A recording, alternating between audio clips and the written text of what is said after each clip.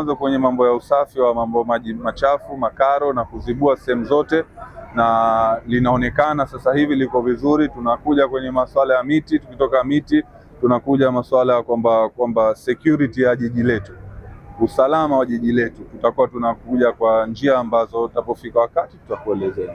Shirikiana kwa pamoja, na mashirikiano haya yapo na yatakuwa ni endelevu, kwa sababu wiki iliyopita pia tulishirikiana katika zoezi linalofanana na hili maeneo ya hapa Michenzani, katika kuangalia changamoto na miundombinu ya mitaro yetu pamoja na usafi wa majumba. Lakini leo tumekuja na dhamira nyingine, na dhamira yetu ya leo ni kupunguza majani ya hii miti ambayo imeenda juu sana, yani zaidi. Kwa hiyo tunapunguza kwa sababu ya kuja kuondosha hatari ambazo zinaweza zikatokeza siku za usoni.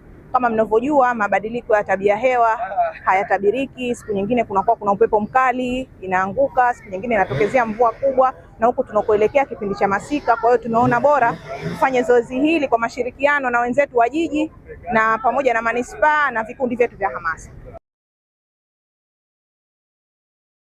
Tutaenda kila shehia kuhakikisha miti ambayo ilikuwa imezidi yote tunaikata, kwa sababu ni faida kwa mazingira yetu, na pia tutaungana na masheha pamoja na waheshimiwa madiwani wazidishe kuwasilisha kwa wananchi, kuwapa elimu kwamba hili jambo ni letu sote na hili jambo tutalifanya kwa pamoja. Tutaungana na wananchi kwa awamu inayokuja, kwa sababu tunachokitaka kwamba kuiona Zanzibar tunashirikiana na wananchi juu ya kufanya usafi kwa pamoja, juu ya kujenga mji kwa pamoja, na juu ya kutekeleza